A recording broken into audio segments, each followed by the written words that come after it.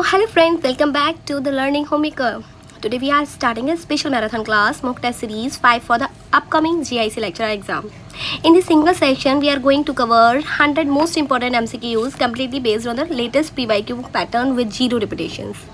Here is a quick look at what we have inside. Question 1 to 60, complete English literature from Chaucer to modern and Indian writers. Okay, from question 61 to 100, core English grammar and high yielding vocabulary concepts. Okay, plus every question comes with a sharp one-line explanation to clear your doubts instantly. So get ready to test your preparation. Like this video, subscribe to the channel. Let's jump straight to the question number 1. So question number 1 is, which poem is considered the oldest surviving epic poem in old English literature? सबसे पुरानी आपकी old English literature की surviving poem किसको बोला जाता है? आप सभी लोगों को पता होगा कि हमारी सबसे पुरानी जो ओल्ड इंग्लिश लिटरेचर की सबसे पुरानी रचना है वो है हमारी बेवुल्फ. ठीक है, it is the oldest work of English literature and Beowulf is an old English epic poem consisting of 3182 alliterative lines set in Scandinavia. ठीक है, so ये सबसे पुरानी हमारी एपिक पोएम मानी जाती है बेवुल्फ. ठीक है, और इसके अलावा भी जो इसमें जो ऑप्शन दिए गए हैं उनमें सबसे पुरानी अंग्रेजी भाषा में लिखी हुई हमारी महान पोएम बेवुल्फ, इसमें 3182 लाइन्स हैं. ठीक है, और इसकी कहानी जो है वो स्कैंडिनेविया की उस पर आधारित है. ठीक है, सो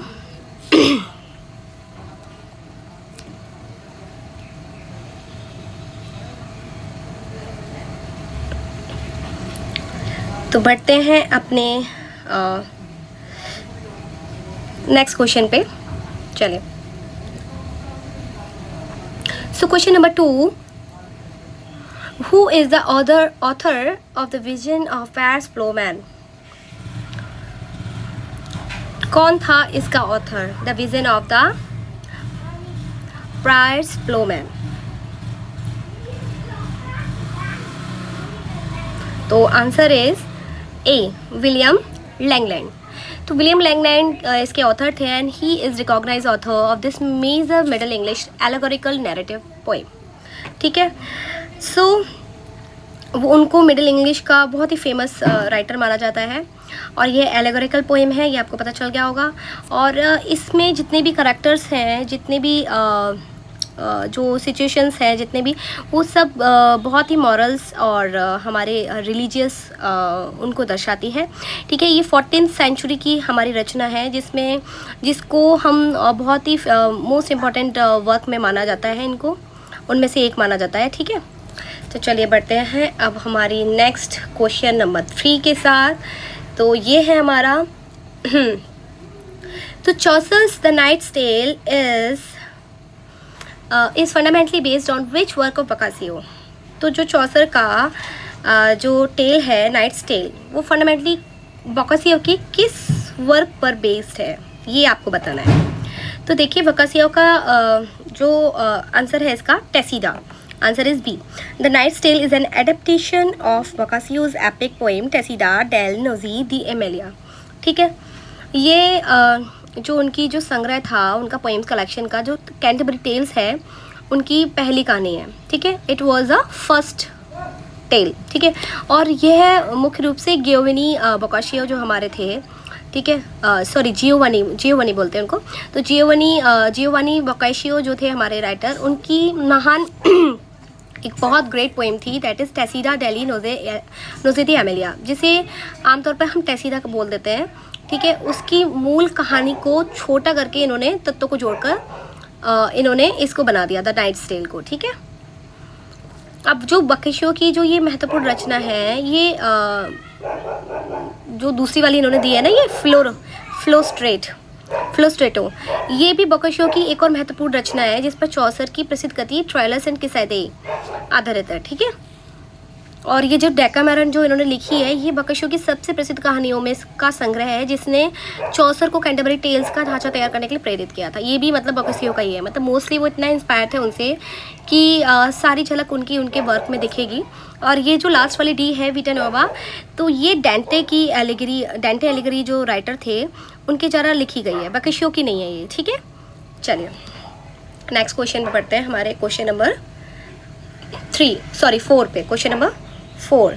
तो who wrote the famous total work Le Morte d'Arthur, ये वर्क किसने लिखा था?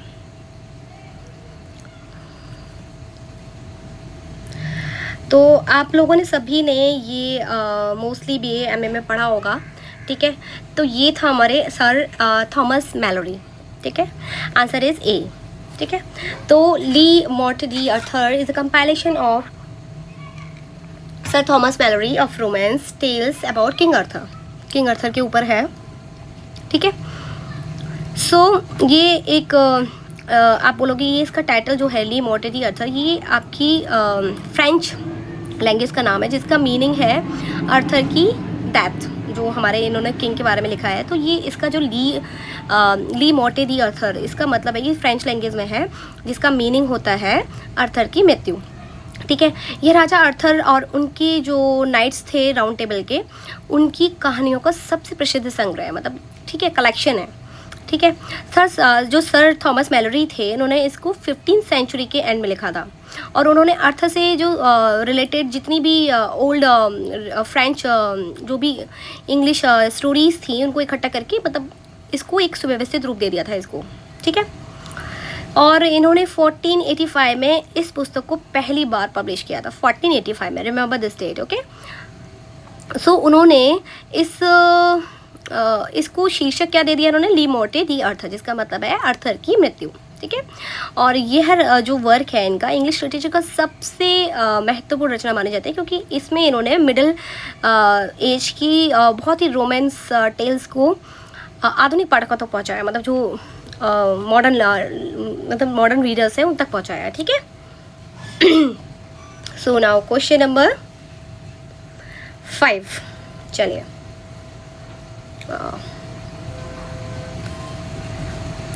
सो क्वेश्चन नंबर 5 है हमारा, which Tudor poet introduce the Italian sonnet from Petrarchan into English literature. देखिए ये पूछ रहे हैं कौन सा टूडर पोएट था जिसने इंट्रोड्यूस किया था इटालियन सोनेट को पेट्राचन से इनटू इंग्लिश लिटरेचर में, ठीक है। तो वो कौन सा पोएट था? वो थे हमारे sir Thomas VAT, answer is A, ठीक है। तो इन्होंने जो सर थॉमस व्याट थे वो 16th सेंचुरी के ट्यूडर मतलब पीरियड के एक बहुत ही इम्पोर्टेंट पोएट थे, और ठीक है। और उन्हें इंग्लिश पोएम्स में बहुत ही ज़्यादा एकदम क्रांतिकारी बदलाव लाया था उन्होंने, ठीक है। और व्याट ने जब इटली जब ट्रैवल किया था उन्होंने, तो उन्होंने फ्रांसिस्को पेट्रार्च की रचनाओं को ना रीडिंग किया था, और उन्होंने पेट्रार्च के सोनेट्स को इंग्लिश में ट्रांसलेट कर दिया, और इस 14 लाइन्स वाली इस वर्क को ही इंग्लैंड के कोर्ट में पेश किया गया, ठीक है। अब व्याट ने न केवल इटली शैली को अपनाया, बल्कि उसमें कुछ बदलाव भी किए। इन्होंने सोनेट की जो जितनी भी मतलब बहुत टिपिकल राइम स्कीम को उन्होंने इंग्लिश लैंग्वेज के अनुसार बना दिया, ठीक है। सो व्याट के इस कंट्रीब्यूशन को ही इंग्लिश लिटरेचर में महान जो जितने भी राइटर्स हैं, जैसे कि विलियम शेक्सपियर, एडमंड स्पेंसर, उनके लिए एक नया आधार उन लोग को मिल गया, ठीक है। तो ही was the one who introduced the Italian sonnet from Petrarch into English literature. That's Sir Thomas Wyatt. Okay.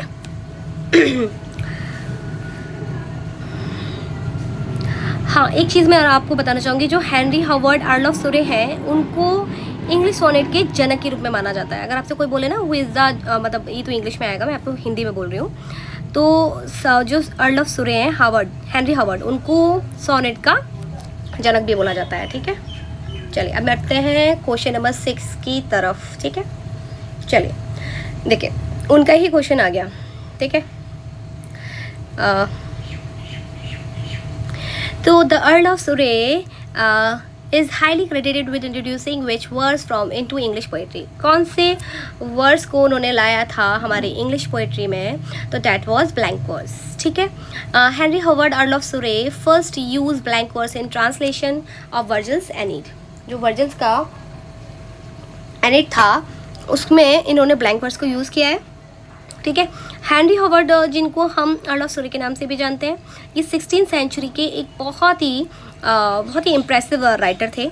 और sir Thomas VAT English renaissance के फादर के रूप में जान सकते हैं। आप बोल सकते हो who is the father of English renaissance, तो आपका होगा थॉमस व्याट, आप बोल सकते हो। ठीक है, लेकिन सॉरी मैं गलत बोल गई, सर व्याट नहीं, इंग्लिश रिनेसा के फादर के रूप में आप सर इनको अर्ल ऑफ सुरे को बोल सकते हो। ठीक है, ब्लैंक वर्स का परिचय इन्होंने ही दिया था। इंग्लिश में इन्होंने ब्लैंक वर्स यूज़ करने का श्रेय मुख्य रूप से इनको ही जाता है, क्योंकि ब्लैंक वर्स एक ऐसी पोएम की वो है स्कीम जिसमें हमारी जो राइम नहीं होती है, ठीक है, लेकिन वो एक मीटर में होती हैं, जिसको हम आइम्बिक पेंटामीटर बोलते हैं ना। ठीक है, जो अर्ल ऑफ सुरे ये हॉवर्ड सर हैं, इन्होंने फर्स्ट टाइम मतलब रोमन के एक राइटर थे वर्जिल, उनका जो महाकाव्य था एनेड, मैंने जो आपको बताया, उनका जो इन्होंने ट्रांसलेट किया, ट्रांसलेट के दौरान इन्होंने उसका प्रयोग किया। ठीक है, जो अर्ल ऑफ सुरे इनके द्वारा की गई शुरू हुई जो वर्स थे ब्लैंक वर्स, आगे चलकर इंग्लिश लिटरेचर की सबसे इम्पॉर्टेंट वर्स बन गया। ठीक है, William Shakespeare, John Milton, paradise lost आप देखते हो, शेक्सपियर के नाटक देखते हो, जैसे इन सब में ब्लैंक वर्स का यूज़ किया गया है। ठीक है, चलिए बढ़ते आगे। एक सेकेंड, हमने क्वेश्चन नंबर 7 पे, सो question number 7, what is the rhyme scheme of the classical Spenserian stanza? तो आप सभी को पता है इसका आंसर। स्पेंसरियन जो राइम स्कीम होती है वो आपकी क्या है? ए बी बी सी सी। ठीक है, तो आंसर इज ए।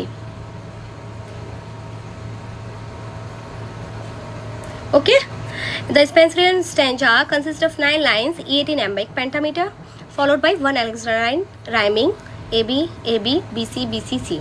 ठीक है, each stanza contains exact 9 lines. हर स्टैंजा में एक 9 लाइन्स होती हैं। ठीक है, और इसकी मैंने आपको बताई दी। ठीक है, एंड इनमें 3 rhyme sounds across the 9 lines creatively होते हैं, जो कि टाइटली वोवन मेलोडिक इफेक्ट पैदा करते हैं। ठीक है, 1 to 8 लाइन्स तक आपके एम्बिक पेंटामीटर, 5 एम्बिक फीट, टोटलिंग 10 सिलेबस होते हैं पर लाइन। ठीक है, जो 9 लाइन होती है, 9th वी, उसमें क्या होता है? It's known as an Alexandrian. This final line is written in iambic hexameter. Hexameter आप लोग जानते हैं ना, 6 बोलते हैं हेक्सा को, तो 6 एम्बिक फीट, टोटलिंग 12 सिलेबस। ठीक है, this extra length provides a sense of closure और a grand summary to the stanza.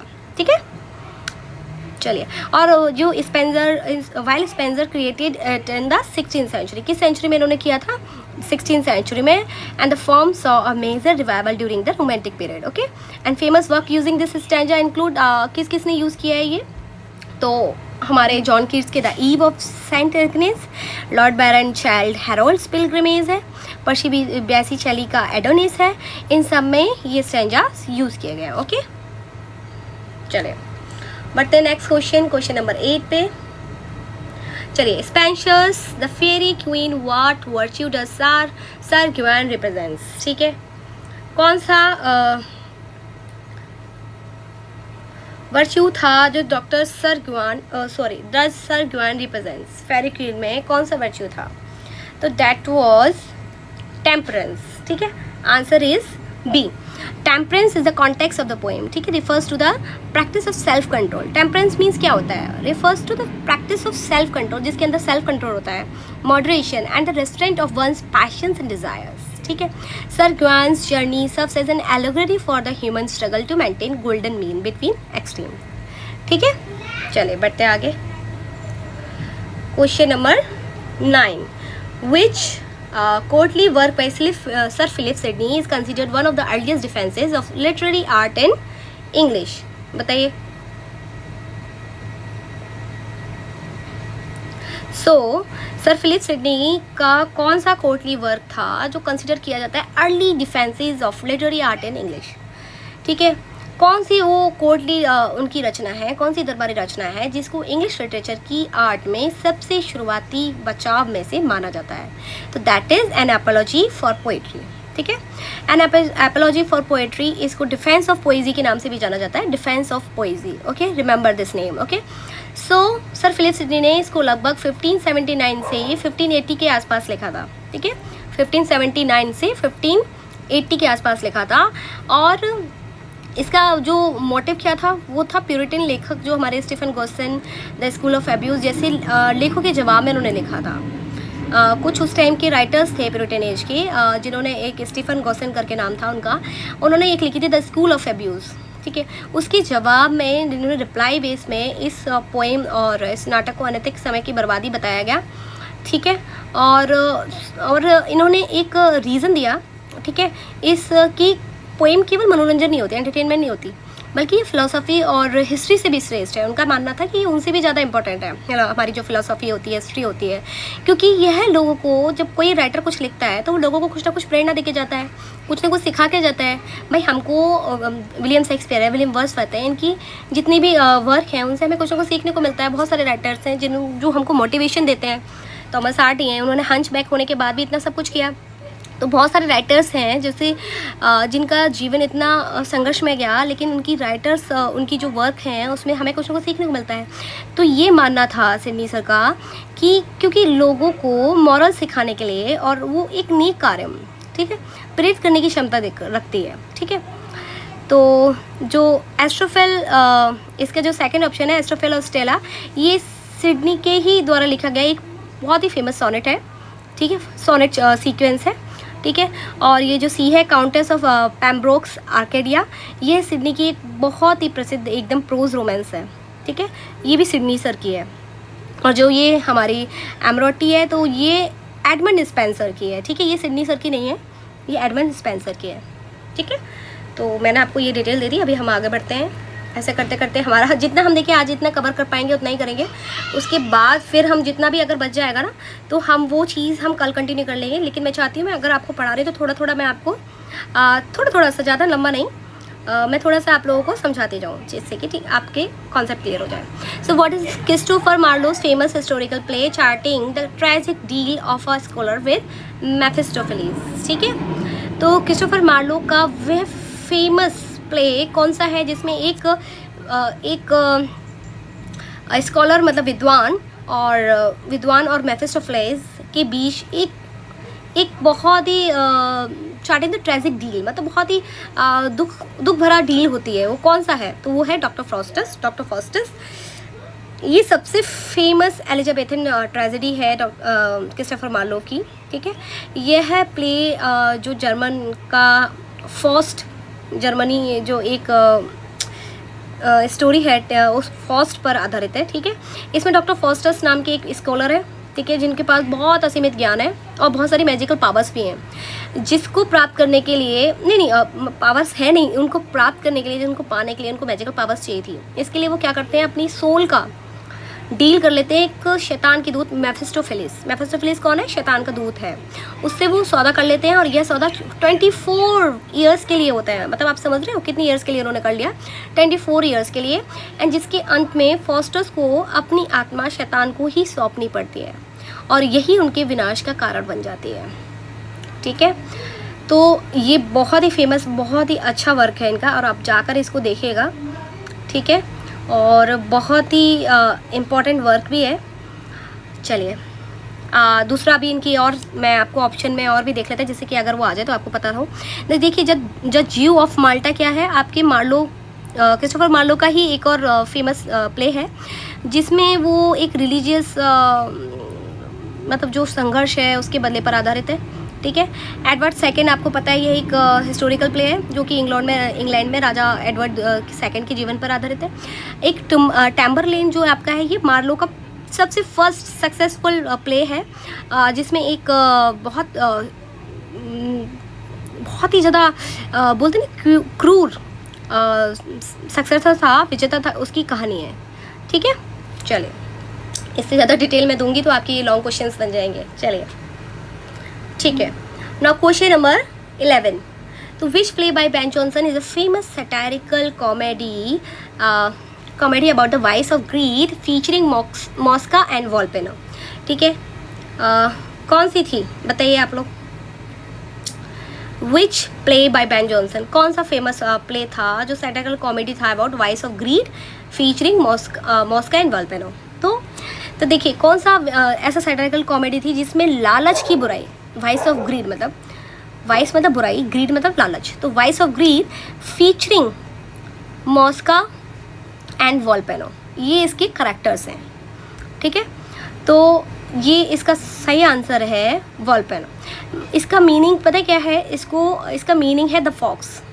वॉल्पेनो आप सोच रहे होंगे क्या है, तो it has meaning that it is the fox meaning है इसका द फॉक्स। और इस प्ले के जो जितने भी करैक्टर्स हैं वो सारे ना एनिमल्स के क्वालिटीज़ पर आधारित है। मतलब जैसे वॉल्पेनो को इन्होंने बोल दिया फॉक्स वाली क्वालिटीज़ है ना।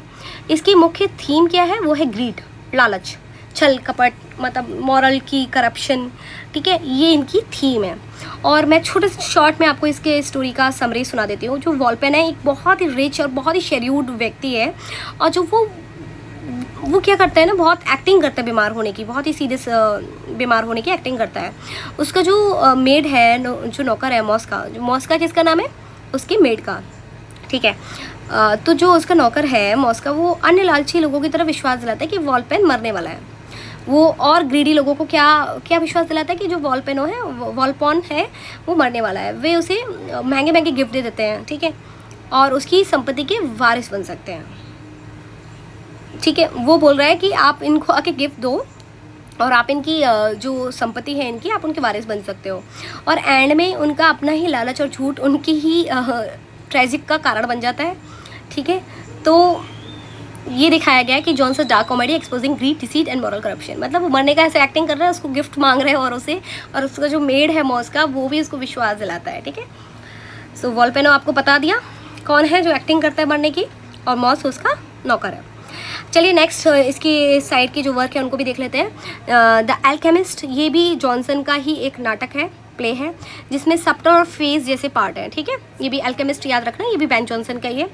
और ये every man in his humour, ये जॉनसन का सबसे शुरुआत वाला प्ले है जो ह्यूमर पे आधारित है। ठीक है, आपको नाम से पता लग रहा है एवरी मैन इज ह्यूमर। ठीक है, now the last one, Bartholomew fair. ये लंदन के एक मेले की सामाजिक चित्रण इन्होंने किया है। मतलब बहुत ही ज़्यादा, लंदन में एक फेयर है, फेयर लिख रहे हैं ना आप, उससे समझ जाओगे, उस पर दिखाया गया है। ठीक है, चलिए आप करते हैं नेक्स्ट क्वेश्चन, हमारा क्वेश्चन नंबर 12। तो क्वेश्चन नंबर 12 हमारा क्या है, चलिए पढ़ लेते हैं। In Shakespeare's Hamlet, who is a loyal friend to whom Hamlet says there are more things in heaven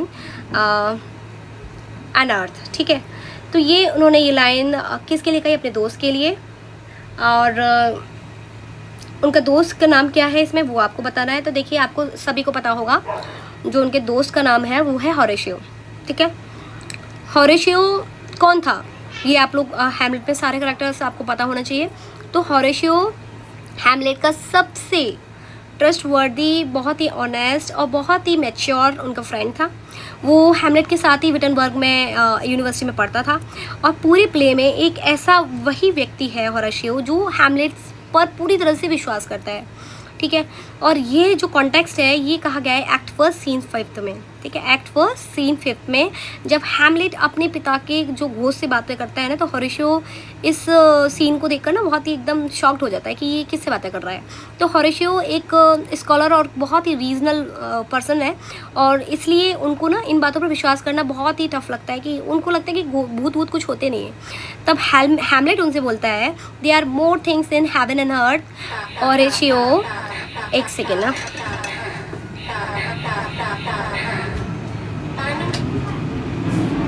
so Hamlet उनको बोलता है समझाते हुए होरेशियो को, there are so many more things in heaven and earth Horatio, there are dreamed of in your philosophy. वो बोलता है कि मतलब हमारी अर्थ में और हेवन में बहुत सी चीज़ें ऐसी हैं जिनके बारे में तुम्हें नहीं पता होगा, तुम्हारी कल्पना से भी परे हैं। ठीक है, कल्पना भी नहीं की होगी। हैमलेट यहाँ कहना चाहता है कि मतलब जो जो मनुष्य है ना, जो मानव है, उसकी नॉलेज की ना कुछ सीमा है। मतलब ऐसा नहीं हो सकता we are perfect, we are know everything, ऐसा कभी नहीं हो सकता। हर इंसान जन्म से लेके एंड तक कुछ ना कुछ सीखता ही रहता है, ठीक है। हम कभी ये नहीं बोल सकते हमने सारा ज्ञान पा लिया है। उनका कहने का मतलब ये है यहाँ पे, ठीक है। उन्होंने बोला है कि जो ये वर्ड है ना, ये बहुत ही मिस्टीरियस है और जिसको आप विज्ञान से, साइंस से और रीज़न से नहीं समझ सकते हो आप, ठीक है।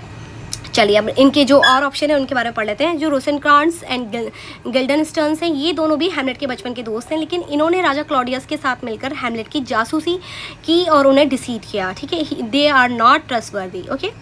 तो ये मैंने आपको बता दिया। गिल्डस्टर्न और Rosencrantz, they both are his friends but they cheat him, उन्होंने चीट किया उसको, ठीक है, क्लॉडियस के साथ मिलके। सो बी में जो लाटेस है, तो लाटेस आपके ओफेलिया का भाई है। ओफेलिया कौन है? जो हैमलेट की बिलव्ड है, और ये जो प्ले के एंड में हैमलेट का शत्रु बन जाता है। जो लाटेस है वो वैसे होता नहीं है उसका एनिमी, बट वो एंड में उसका एनिमी बन जाता है और ड्यूअल में हैमलेट की मृत्यु का कारण भी बनता है वही, ठीक है। और एंड में अगर आपको वो हैमलेट की बताऊँ तो लगभग सारे मेन पार्ट्स मारे जाते हैं। तब केवल हॉरेशियो ये जो उसमें अलाइव दिखाया गया है, और मरते समय हैमलेट हॉरेशियो से रिक्वेस्ट करता है कि वह जीवित रहे ताकि वो दुनिया को हैमलेट की सच्चाई और उसकी ट्रेजेडी की स्टोरी सुना सके, ठीक है। चलिए question number 13, which Shakespearean play features the character of Shylock, ठीक है, the famous Jewish money lender.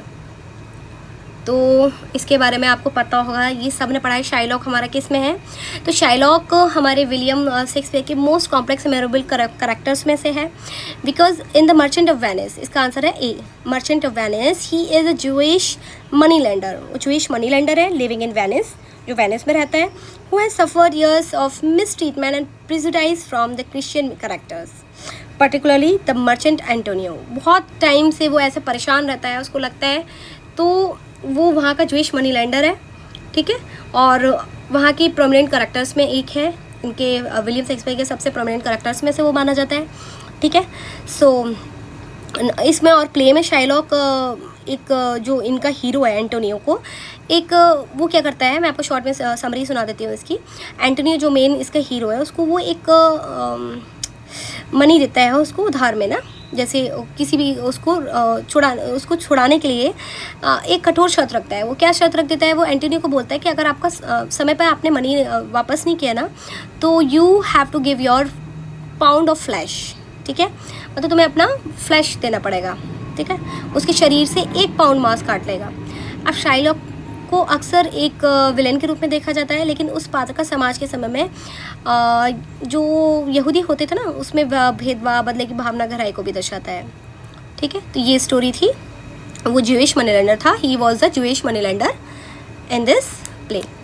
सो अब चलिए और मैं आपको शॉर्ट में सबका बता देती हूँ। ओथेलो आपका एक ओथेलो एक खुद इसका नाम भी ओथेलो ही है और ये कैरेक्टर भी ओथेलो में मेन हीरो ओथेलो ही है। ये ट्रेजेडी है विलियम शेक्सपियर की है। द टेम्पेस्ट ये आपकी शेक्सपियर की काल्पनिक और मैजिकल प्ले है, and this is the last play of William Shakespeare's life, ठीक है। और इसका सबसे मेन कैरेक्टर है प्रॉस्पेरो, ठीक है। मेजर फॉर मेजर आपका this is the play where the न्याय, नैतिकता और मतलब काइंडनेस के ऊपर आधारित है ये मॉरल, ठीक है। चलिए नेक्स्ट क्वेश्चन पे पढ़ते हैं, क्वेश्चन नंबर 14। देखिए मुझे लग रहा है हमारा टाइम थोड़ा सा लंबा खिंच जाएगा, तो हम अभी शॉर्ट में आ जाते हैं, वरना पूरे क्वेश्चन हमारे 100 हो नहीं पाएंगे। तो which work did John Milton write to justify the execution of King Charles first? So मैंने आपको आज ही ये शॉर्ट डाला है मॉर्निंग में, क्या जस्टिफाई करने के लिए जॉन मिल्टन ने लिखा था, जो उन्होंने लिखा था, नहीं ये वाला नहीं डाला, दूसरा डाला है, sorry. So which work did, कौन सा वर्क था जॉन मिल्टन का जस्टिफाई करता है जो execution of King Charles first का? तो वो है the tenure of kings and magistrate, ठीक है, इसमें नाम भी लिखा है। And Milton wrote this prose tract in 1649 to argue that citizens have the right to execute the tyrannical monarch, मतलब सिटीजन्स के पास भी राइट होता है बताने के लिए, ठीक है। तो ये कब लिखा गया था? 1649 में, ओके।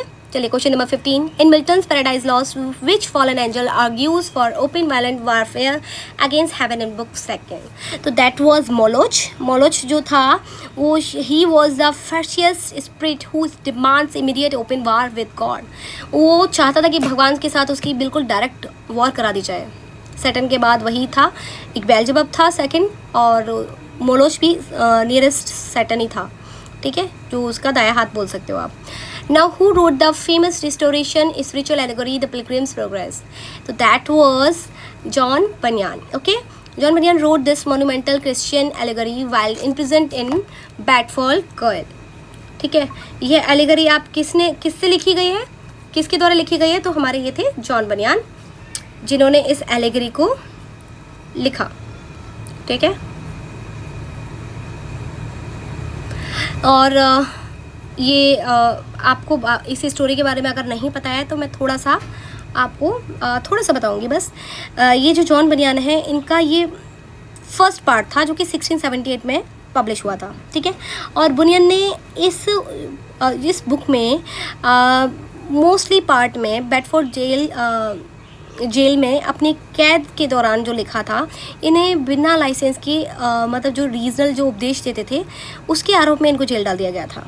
मतलब इनको बिना लाइसेंस की धर्म के ऊपर उपदेश देते थे उसकी वजह से। ठीक है, तो ये जो पोएम है क्रिश्चियन नामक व्यक्ति की, ये एक नाम है क्रिश्चियन, उस नामक पर्सन की एक स्पिरिचुअल जर्नी को वर्णन करती है। ठीक है, वह अपनी सिटी ऑफ डिस्ट्रक्शन, विनाश के शहर से सेलेस्टियल सिटी की ओर जाता है, और यह जो ट्रैवल है एक क्रिश्चियन के जीवन में आने वाली जो टफ सिचुएशंस हैं उनका सिंबल है। ठीक है, और इसे दुनिया की सबसे महत्वपूर्ण धार्मिक पुस्तकों में माना जाता है, और इसका कई लैंग्वेज में इसका ट्रांसलेट किया जा चुका है। ठीक है, और जॉन ड्राइडेन तो आपको पता ही है, फेमस रेस्टोरेशन पीरियड के थे। सैमुअल बटलर आपकी अपनी सटारिकल पोइम ह्यूडिबरस के लिए जाने जाते हैं, और थॉमस हॉब्स ये एक प्रसिद्ध पॉलिटिकल दार्शनिक हैं जिन्होंने लेविथान नामक बुक लिखी थी। ठीक है, चलिए बढ़ते हैं अपने नेक्स्ट क्वेश्चन नंबर 17।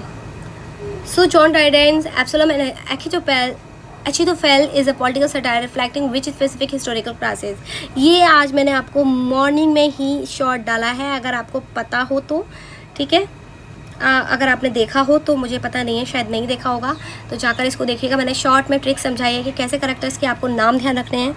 तो ये जो इनकी ड्राइडेन की एब्सोलम एचिटोफेल एक राजनीतिक बहुत ही मतलब सटायर है, जिसमें किसी विशिष्ट हिस्टोरिकल संकट को दिखाया गया है। ठीक है, हिस्टोरिकल क्राइसिस। ठीक है, तो आंसर इसका होगा ए, द एक्सक्लूजन क्राइसिस। ठीक है, अब जो एक्सक्लूजन क्राइसिस है वो 1679 से 1681 तक रहा। यह इंग्लैंड में एक हिस्टोरिकल क्राइसिस था, राजनीतिक पॉलिटिकल क्राइसिस था। ठीक है, जहाँ लोग राजा चार्ल्स के भाई जेम्स को, एक कैथोलिक, जो कि एक कैथोलिक थे, उनका भाई ना, को सिंहासन के उत्तराधिकारी से बाहर एक्सक्लूड करना चाहते थे।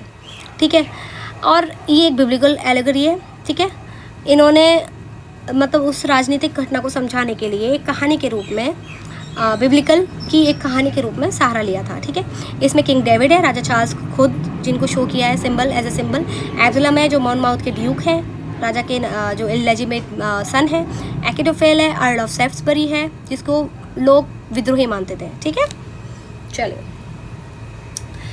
बढ़ते हैं question number 18.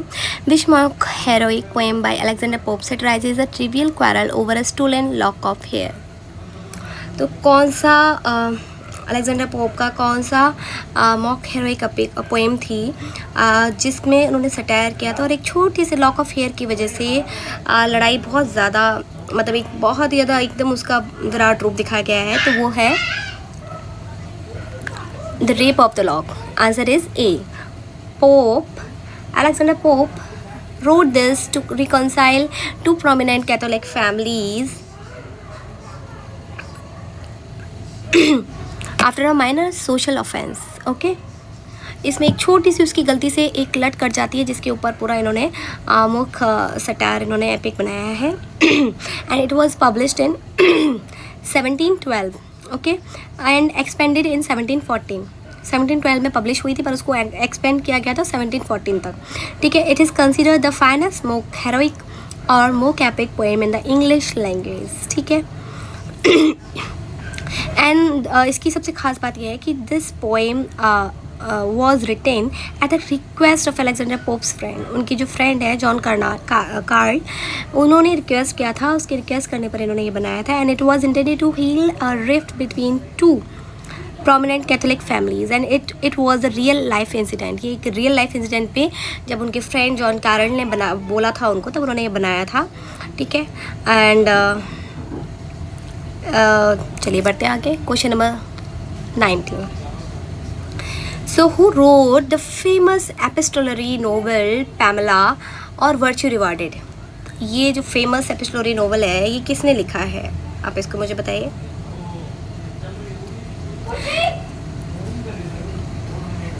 So answer is Samuel Richardson. Pamela 1740 में is widely regarded as one of the first true English novels using letters as its narrative structure. ठीक है, ये जो पैमेला जो उनका नॉवेल है और वर्च्यू रिवार्डेड, इनके लेखक के बारे में है। ठीक है, ये बहुत ही फेमस नॉवेल है, एपिस्टोलरी नॉवेल है। ठीक है, पैमेला एंड वर्च्यू रिवार्डेड। ठीक है, इसके राइटर हैं सैमुअल रिचर्डसन। आंसर इज़ ए। जो ये उपन्यास है, जो ये नॉवेल है, ये हमारा पब्लिश हुआ था 1740 में। कब पब्लिश हुआ था? 1740 में। और इसको इंग्लिश लिटरेचर की सबसे इम्पॉर्टेंट नॉवेल्स में माना जाता है। सैमुअल रिचर्डसन ने 1689 से 1761 एक बहुत ही फेमस इंग्लिश राइटर और प्रिंटर थे। ठीक है, और इसमें ना लेटर्स के माध्यम से लिखी गई है ये जो कहानी है, लेटर्स के माध्यम से। इसमें एक दूसरे को लेटर लिख कर देते हैं, अपनी भावनाओं, अपनी फीलिंग्स को और सिचुएशंस को बताते हैं। इसका एक छोटा सा मैं आपको सारांश, मतलब एक समरी छोटी सी बताऊंगी। ये जो स्टोरी है पैमेला एंड्रयूज नाम की एक 15 ईयर की एक मेड की है, जिसकी जो अपने पेरेंट्स को हमेशा लेटर लिख के बताती है कि वह अपने जो उनके जो मालिक हैं, जो ऑनर हैं, वो मिस्टर बी, उनके मतलब अच्छे व्यवहार न होने के कारण, उनकी अनुचित व्यवहार से अपनी जो प्योरिटी और मॉरल की रक्षा करती है, और एंड में उसकी अच्छाई से प्रभावित होकर जो मालिक है उससे शादी कर लेता है। ठीक है, जिसे उस नॉवेल में उसकी वर्च्यू रिवार्डेड बताया गया है। क्या बताया गया है? Virtue rewarded. ठीक है, सो ये था इसकी छोटी सी समरी। पैमेला एंड्रयूज उस मेड का नाम है, और वो कितनी ईयर की थी? 15 ईयर्स की। ठीक है, you have to remember this key fact. Okay, चलिए बढ़ते हैं question number 20। So question is which novel by Henry Fielding was explicitly written as a parody of Richardson's Pamela? ठीक है, इसके जो रिचर्डसन की जो पैमेला है, which novel by Henry Fielding was explicitly written as a parody of Richardson Pamela? तो कौन था? हाँ, हर 2 मिनट पे प्लेन जाते हैं, डिस्टर्बेंस हो जाता है। चलिए, answer is A, Joseph Andrews. तो Fielding wrote Joseph Andrews 1742 to mock what he viewed as a moral hypocrisy of Richardson's work. ठीक है, उन्हें रिचर्डसन के वर्क को थोड़ा सा मॉक व्यंग करते हुए इन्होंने ये लिखा था। ठीक है, हेनरी फील्डिंग जो इसके राइटर हैं, और उसकी पब्लिशिंग डेट है 1742। ठीक है, मेन उनका जो मोटिव था, फील्डिंग ने जोसेफ एंड्रयूज को रिचर्डसन की पैमेला में दिखाई गई जो मॉरल हिपोक्रेसी है उसका मतलब मजाक उड़ाया। उन्होंने मजाक उड़ाने के लिए लिखा था। उनका मतलब था कि जहाँ पैमेला एक युवती की मतलब प्योरिटी की कहानी है, वहीं फील्डिंग ने जोसेफ एंड्रयूज में पैमेला के भाई, मतलब एक इमेजिनरी कैरेक्टर की कहानी दिखाकर उस समय के मतलब जो सोशल मापदंड हैं उनको उन पर कटाक्ष किया है। ठीक है, चलिए नेक्स्ट क्वेश्चन पे चलते हैं। Question number 21। Sorry, what is the title of the Gothic novel by Horace Walpole that inaugurated the entire Gothic genre? क्या है आंसर आपका? What is the title of Gothic novel? क्या नाम है इस टाइटल का जो कि लिखा गया है Horace Walpole that inaugurated the entire Gothic genre? तो इसमें पूछा गया है जो Horace Walpole है, उनकी जो फेमस नॉवल है गॉथिक, फेमस नॉवल है जिसने गॉथिक जो स्टाइल है उनकी, गॉथिक एक स्टाइल है, की शुरुआत की थी। तो उसका राइट आंसर है the Castle of Otranto. Castle of Otranto, A. ठीक है। हॉरेस वॉलपॉल ये एक राइटर थे और इन्होंने इस नावल को 1764 में पब्लिश करवाया। ठीक है, पब्लिश हुआ है ये 1764 में।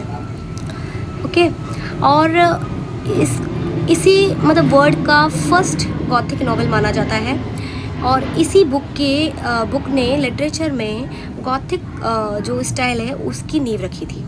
ठीक है, इसकी कुछ स्पेशल क्वालिटीज़ हैं, जैसे इस नावल में वॉलपॉल ने मिडिल एज की मतलब बहुत ज़्यादा सीक्रेट्स और बहुत ही ज़्यादा हॉरिफाई जो फोर्स थे और उनके श्राप, उनके अलौकिक घटनाएं, सुपरनेचुरल इवेंट्स, उनका उपयोग किया। ठीक है, जो आगे चलकर गॉथिक लिटरेचर की पहचान बन गए। ठीक है, चलिए ये जो इसके पास में द मिस्टीरियस ऑफ उडोल्फो, ये एन रेडक्लिफ का है वर्क जो कि 1794 में लिखा गया था।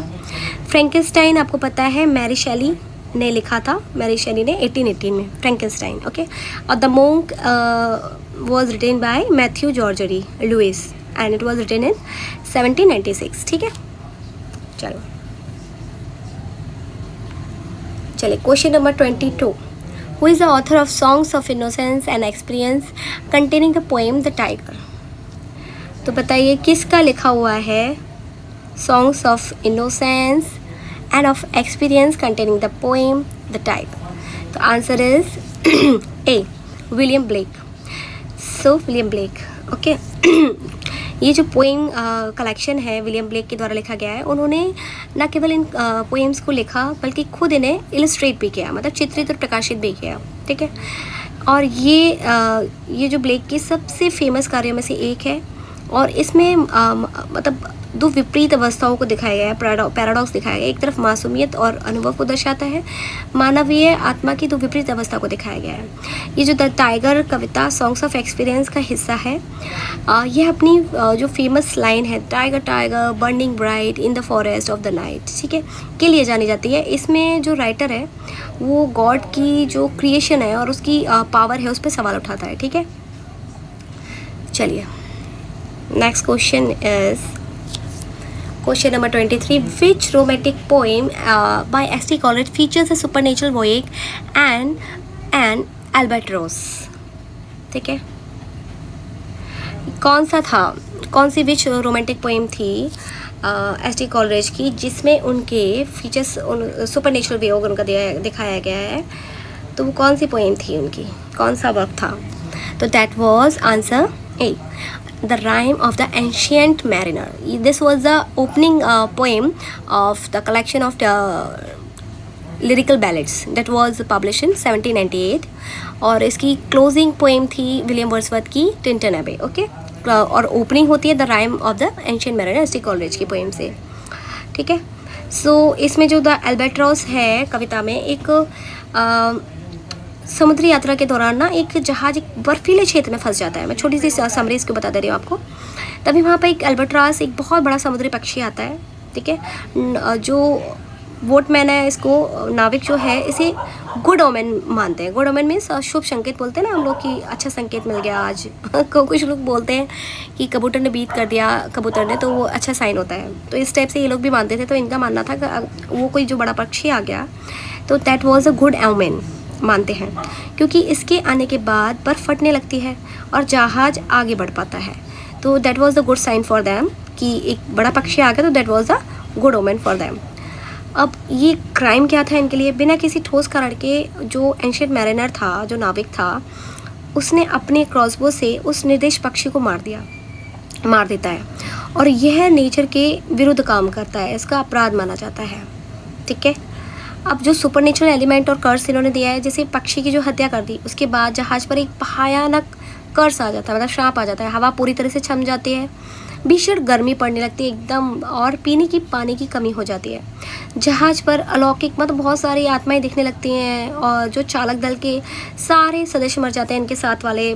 केवल वह जो मैरिनर था, एंशिएंट मैरिनर था, वही बस लाइव रहता है, बाकी सब मर जाते हैं। इसके बाद वो प्रायश्चित करता है, सज़ा के तौर पर अन्य नाविक मरे हुए अल्बाट्रॉस को उस नाविक के गले में टांग देते हैं ठीक है, ताकि उसे अपने पाप की याद रहे। और अंत में वो जो एंशिएंट मैरिनर होता है वो सारे जो सी के जितने भी जीव हैं उनके प्रति बहुत ही मतलब लव महसूस करता है और उसे शाप से मुक्त कर देता है। ठीक है, that was a short summary जो मैंने आपको बता दी ताकि आपको पता रहे what was the theme of this rhyme of the ancient mariner. ठीक है, ठीक है।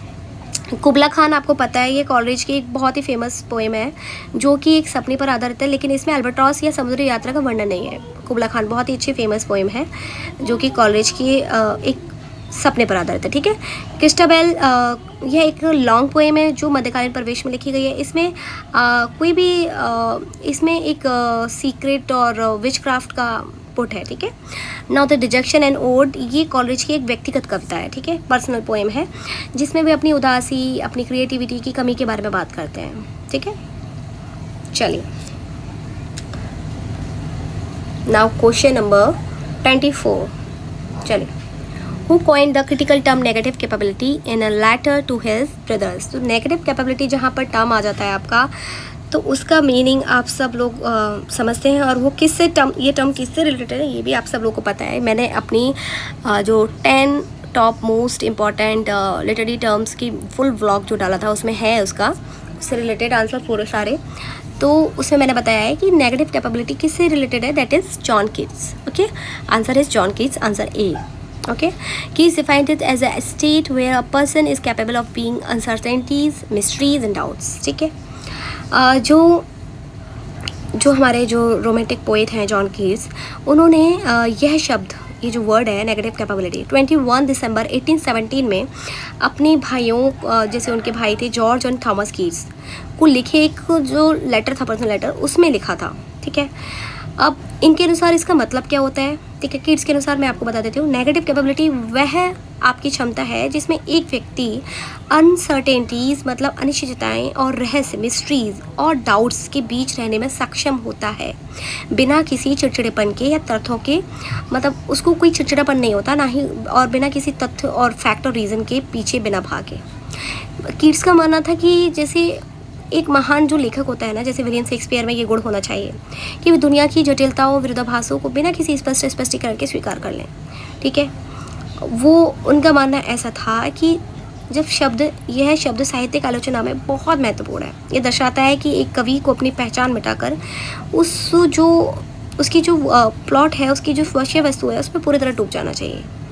ठीक है, इसके अकॉर्डिंग जो ब्यूटीफुलनेस है उसको रीज़न और इंटेलिजेंस से ऊपर रखा है इन्होंने, कलात्मक सौंदर्य को, मतलब आर्ट ब्यूटी को। ठीक है, लिटरेचर ब्यूटी को। सरल शब्दों से बोलो तो जब आप सत्य की खोज के लिए पूर्णता और अस्पष्टता के साथ सहज रहने की कला है। ठीक है, तो ये टर्म था रिलेटेड हमारे जॉन कीट्स से। ठीक है, जो उन्होंने अपने ब्रदर्स को लेटर लिखा था उसमें इन्होंने ये सब चीज़ें कहाँ यूज़ की वो मैंने आपको शॉर्ट में बता दिया। ठीक है, now question number 25, which ode by John Keats includes the immortal line beauty is truth is beauty. ये उन्होंने बोला है ode on a Grecian urn. ठीक है, ये बहुत ही फेमस लाइन है और ये उनकी सबसे एंड में आती है इस पोएम के। And this poem was written in 1819। ठीक है, कीट्स इस पोएम के माध्यम से ये संदेश देते हैं कि जो आर्ट है ना वो हमारे एटर्नल है।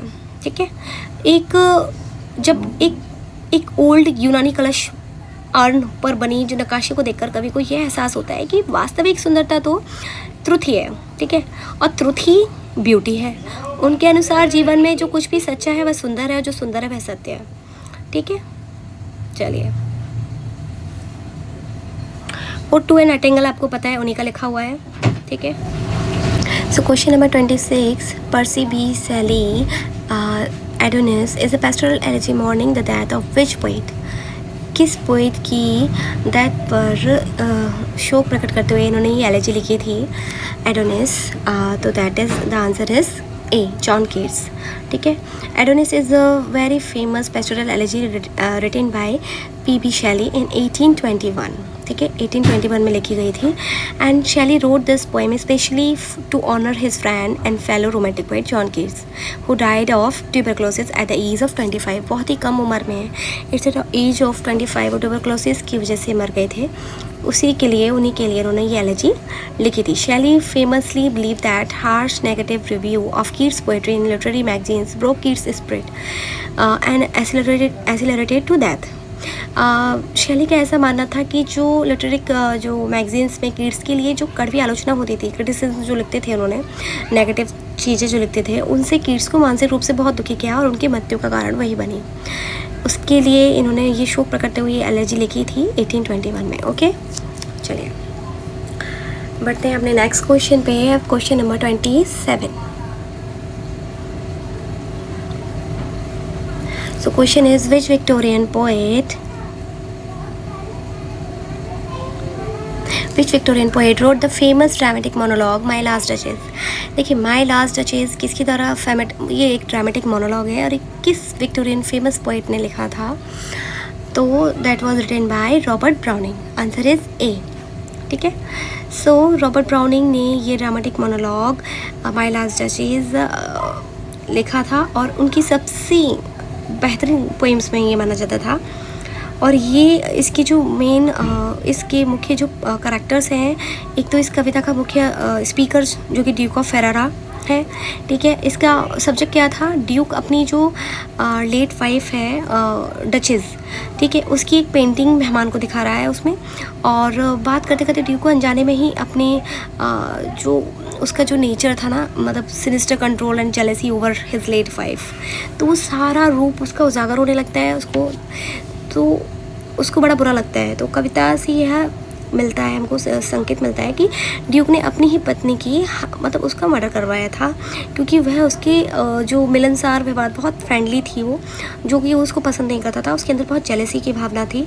तो वह चाहता था कि डचेस केवल उसके प्रति मतलब समर्पित रहे, सरेंडर उसके प्रति रहे, ठीक है। तो इसमें ये दिखाया गया है, ठीक है। चलिए नेक्स्ट क्वेश्चन पर बढ़ते हैं आगे। Question number 28. Alfred Lord Tennyson wrote in memoriam AHH to commemorate the tragic death of which close friend? किस close friend के लिए उन्होंने ये जो मैं इन मेमोरियम लिखी थी, ये किसके लिए लिखी थी? तो देखिए, इनका नाम था ए, और answer is A, Arthur Henry Hallam. तो Alfred Lord Tennyson wrote In Memoriam AHH to commemorate the tragic death of Arthur Henry Hallam के लिए, ठीक है। Arthur Henry Hallam was Tennyson's closest friend from Trinity College, Cambridge, and was engaged to Tennyson's sister. तो Tennyson की sister थी, उसके साथ engage थे वो, उनके साथ ही पढ़े हुए थे कैम्ब्रिज कॉलेज में। And Hallam died suddenly of a brain haemorrhage in 1833 at the age of 22। इतनी कम उम्र में वो मर गए थे ब्रेन हेमरेज की वजह से। तो उनकी डेथ से इनको बहुत सडन शॉक लगा था। And Tennyson spend 17 years writing the 131 cantos that make up this एलिजियाक work. उन्होंने 17 years इस राइटिंग में उन्होंने निकाले, टेनिसन ने 131 कैंटोज लिखे इस एलिजिक वर्क को कंप्लीट करने के लिए, which is considered one of the greatest poem of 19th century, जो कि 19th century की सबसे बेस्ट वर्क मानी जाती है। So question number 29. Which novel by Charlotte Bronte features the iconic fiercely independent heroine Jane and Mr. Rochester? So what is the answer of this? So answer is A. John Eyre. John Eyre combines psychological realism with powerful gothic undercurrent, ठीक है। और जो John आयर जो उपन्यास है वो Charlotte Brontë ने किस में लिखा था? 1847 में लिखा था शार्लोट ब्रॉन्टे ने। और इसकी जो मेन करैक्टर है जेन आयर, वो एक बहुत ही फ्री विल वाली, बहुत ही करेजियस विमेन है, और मिस्टर एडवर्ड रोचेस्टर हैं, ठीक है। और इस स्टोरी में जेन की जो बहुत ही जो लाइफ स्ट्रगल है उसकी और रोचेस्टर के प्रति उसके लव के ही इधर उधर घूमती है स्टोरी, ठीक है। चलिए अब ये इसमें जो 4 ऑप्शन है उनके बारे में थोड़ा थोड़ा बता देते हैं। वो वुदरिंग हाइट्स शार्लोट की बहन एमिली ब्रोंटे द्वारा लिखा गया है। शार्लोट की जो बहन थी एमिली ब्रोंटे, ठीक है, ये शार्लोट ब्रोंटे का नहीं है, ये इनकी सिस्टर एमिली ब्रोंटे द्वारा लिखा गया है, ठीक है। द टेनेंट ऑफ वाइल्डफेल हॉल, ये उनकी दूसरी बहन एनी ब्रोंटे की रचना है, ठीक है। मुझे देखिए इनकी सारी बहनें राइटर हैं। जो ये वुदरिंग हाइट्स है ये इनकी एमिली ब्रोंटे ने लिखा था, और जो टेनेंट ऑफ वाइल्डफेल हॉल ये इनकी दूसरी बहन एनी ब्रोंटे की रचना है, एनी ब्रोंटे, ठीक है। और जो ये विलेट है ये भी शार्लोट ब्रोंटे का ही उपन्यास, इनका नॉवल है, शार्लोट ब्रोंटे का ही, लेकिन इसके मुख्य पात्र लूसी स्नो और पॉल ओमेनियन है, ठीक है। चलिए बढ़ते हैं नेक्स्ट क्वेश्चन पे हमारे। चलिए, George Eliot is a male pseudonym of which famous Victorian female novelist? किस फीमेल नॉवलिस्ट के pseudonym थे वो? तो उनका मतलब जॉर्ज इलियट किस प्रसिद्ध विक्टोरियन महिला उपन्यासकार के पुरुष उपनाम है, मतलब pseudonym मतलब पुरुष उपनाम, मतलब मेल वर्जन बोलते हैं ना, किसका मेल वर्जन है, तो वो बोला जाता था Mary Ann Evans. Mary Ann Evans, answer is A. तो जो मैरी एन एवांस ने जॉर्ज इलियट जैसे पुरुष का नाम उपयोग इसलिए किया ताकि उनके उपन्यासों को समाज में गंभीरता से लिया जाए, ठीक है। जब भी हम चाहते हैं कि हमें हमारे वर्क को इम्पोर्टेंस मिले, तो हम लोग करते हैं ना, कुछ लोग करते हैं अपनी वीडियोज़ में उन फेमस लोगों का नाम ले लेकर वो खुद फेमस हो जाते हैं। अपना जो उनका प्लेटफॉर्म पे उस पर वो फोकस नहीं करते हैं, उस पर काम नहीं करते हैं। जो उनका पद है, जो करैक्टर है, जो वो जिस काम के लिए वो वहाँ पर उस चैनल पर है, तो वो उस पर तो काम करते नहीं हैं, बल्कि बड़े बड़े लोगों का नाम ले लेकर उनको जज कर के वो फेमस हो जाते हैं। मतलब करने कुछ और आते हैं, कर कुछ और जाते हैं, इस टाइप से। बट यहाँ पर तो ये था कि इन्होंने टी.एस. इलियट का नाम इसलिए लिया ताकि उनको समाज में उनको सीरियसली लिया जाए, है ना। और विक्टोरियन युग के दौरान मतलब महिला लेखिकाओं आपको बहुत ही कम मिली होंगी ना, तो इसलिए लेखिकाओं के काम को अक्सर केवल हल्के फुल्के रोमांस तक सीमित रखा जाता था। तो वो चाहती थी कि उनके सीरियस जो सोशल वर्क थे, सोशल सब्जेक्ट पर आधारित जो उनकी रिटन वर्क था, उसको किसी जेंडर बायस के उससे परखा ना जाए, इसीलिए। तो उनके प्रसिद्ध नॉवेल्स में मिडिल मार्च और the Mill on the Floss शामिल है, ठीक है। Middlemarch and the Mill of the Floss, ठीक है। चलिए नेक्स्ट क्वेश्चन पे चलते हैं। Question number 31। तो which social critical novel by Charles Dickens opens with a brilliant description of London fog? किस सोशल क्रिटिकल नॉवल में जो कि चार्ल्स डिकेंस का लिखा हुआ है, open with a brilliant description of London fog, किस में हुआ है इतना अच्छा डिस्क्रिप्शन लंदन फॉग का? तो आंसर इज आपका A, Bleak House. The fog in Bleak House serves as a powerful metaphor for the endless delays of the court of Chancery, ठीक है। तो चार्ल्स डिकेंस का कौन सा सामाजिक आलोचनात्मक एक नॉवल है जो लंदन के कोहरे का शानदार वर्णन के साथ शुरू होता है? वो है हमारा ब्लीक हाउस, ठीक है।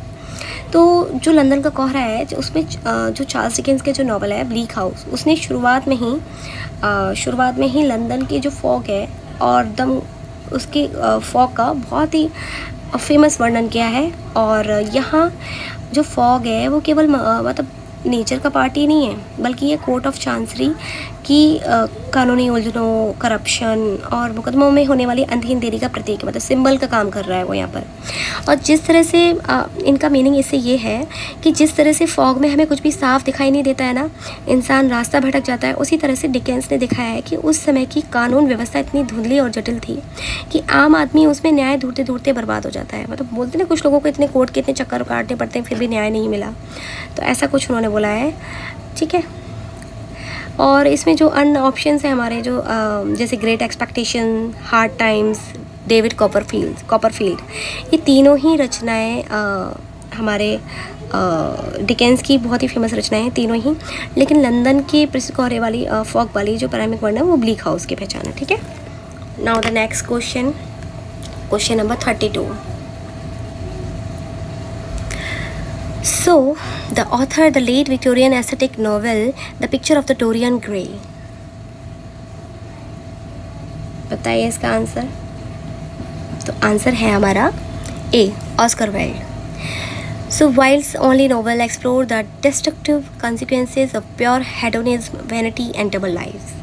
देखिए इसमें पूछा गया है कि लेक विक्टोरियन एस्थेटिक जो नॉवेल्स हैं, the picture of the Dorian Gray, किस नॉवेल की बात कर रहे हैं? The picture of the Dorian Gray कि राइटर कौन है, ऑथर कौन है? तो वो ऑथर है हमारे the picture of the Dorian Gray के लेखक हैं हमारे ये ऑस्कर वाइल्ड। ठीक है, यह ऑस्कर वाइल्ड के द्वारा लिखा गया एक ओनली नॉवल है जिसमें एस्थेटिक मूवमेंट का एक महत्वपूर्ण बहुत ही इम्पोर्टेंट पार्ट माना जाता है। इसकी जो स्टोरी है उसमें डोरियन ग्रे नाम की एक युवक है, एक मतलब मेल है, जो अपनी जो स्मार्टनेस और अपनी यंगनेस को हमेशा बनाए रखने की इच्छा रखता है। मतलब वो सोचता है कि उसकी सुंदरता कभी डले नहीं और उसकी जवानी ही रहे। तो ऐसा नहीं होता ना, वक्त के साथ साथ आपकी सुंदरता भी ढलती है और उम्र भी ढलती है, दोनों ही ढल जाते हैं। Nothing is permanent, okay, in this world कुछ भी परमानेंट नहीं है, ना ही आपकी ब्यूटी, ना ही आपकी एज, ना ही आपके पैसे, नथिंग इज़ परमानेंट, ना ही आपका सुख, ना ही आपका दुख। ठीक है, सो इसमें ये दिखाया जाता है और इसमें मेन मोटिव ये है इनका, जिन्होंने ये लिखा है हमारे वाइल्ड, ऑस्कर वाइल्ड का, कि ये जो नॉवेल है वो हेडोनिज्म मीन्स सुखवाद, शुद्ध सुखवाद, और वैनिटी मीन्स अहंकार, प्राउड, कि दोहरे जीवन के एकदम डिस्ट्रक्टिव जो रिजल्ट होते हैं ना उनको दिखाता है ये। ठीक है, इस स्टोरी में डोरियन ग्रे की सुंदरता वैसी ही बनी रहती है, जबकि उसके द्वारा किए गए सभी जितने भी सिन हैं, जितने भी पाप हैं, उनकी बढ़ती उम्र की असर उसके एक चित्र पोर्ट्रेट पर दिखाई देने लगती है। ठीक है, अगर हम शॉर्ट में बोले तो ऑस्कर वाइल्ड ने इस नॉवेल के जरिए दिखाया है कि केवल बाहरी सुंदरता और सुख की खोज इंसान के चरित्र को, कैरेक्टर को कैसे नष्ट कर देती है। ठीक है, चलिए next question number 33। So what fictional rural country serves as the overarching setting for Thomas Hardy's major novels? क्या है मेजर नॉवेल्स की सेटिंग्स क्या हैं? So answer is A, Wessex है। थॉमस हार्डी का एक फिक्शनल और रीजनल एक इमेजिनेशन वाला एक जगह थी जो वेसेक्स, और Hardy review the ancient Anglo Saxon kingdom of Wessex to house his tragic regional characters. ठीक है, थॉमस हार्डी ने अपनी नॉवेल्स के करेक्टर्स और स्टोरीज़, मतलब एंशिएंट एंग्लो सैक्सन जो साम्राज्य था वेसेक्स को एक काल्पनिक, मतलब इमेजिनेशन में के रूप में चुना था। उन्होंने अपनी फील्ड के, अपने लिटरेचर के माध्यम से फिर से उसको जीवित किया। ठीक है, चलिए question number 34। So which dramatic poem by W.B. Yeats contains the highly mystical and symbolic lines about Byzantium? Answer है हमारा A, Sailing to the Byzantium. Sailing to Byzantium. तो Sailing to Byzantium explore the journey of an aging mind towards spiritual art and immortality. तो selling to बिज़ांटियन W.B. इसकी लिखी हुई एक famous poem है। ये एक ऐसे व्यक्ति की कहानी है जो मतलब ओल्ड एज में और मोरलिटी से दूर हटकर आर्ट एंड स्पिरिचुअल और एटनेस की तलाश में ना बाइजेंटियम की ट्रैवलिंग करता है, बाइजेंटियम जाता है। अब बाइजेंटियम को इन्होंने किसका सिंबल दिखाया है? इस कविता में बाइजेंटियम शहर को एक ऐसी जगह के रूप में दिखाया गया है जहाँ कला और बुद्धि कभी ख़त्म नहीं होती है। ठीक है, यह प्लेस केवल शरीर के बजाय मन और सोल के विकास के भी प्रतीक है। ठीक है, इसमें ये मुख्य मतलब क्या, इनका संदेश क्या है इस पोएम के माध्यम से? येट्स बताते हैं कि कैसे एक ओल्ड पर्सन इस वर्ल्ड की फिज़िकल दुनिया को छोड़कर कला की दुनिया में खुद को अमर बना सकता है। ठीक है, बाकी जो आपके ऑप्शन है जैसे the Second Coming, Easter 1916, the Wild Swans at Coole, ये भी येट्स की ही कविताएं हैं, लेकिन ये बाइजेंटियम के स्पिरिचुअल प्रतिपाद पर केंद्रित नहीं है। ठीक है, चलिए अभी बहुत लेट हो गया है तो आज सिर्फ इतना ही। कल मैं फिर दोबारा से कंटिन्यू करूँगी अपनी क्लास में। तब तक के लिए स्टे ट्यून, याद करते रहिए। Best of luck, good night.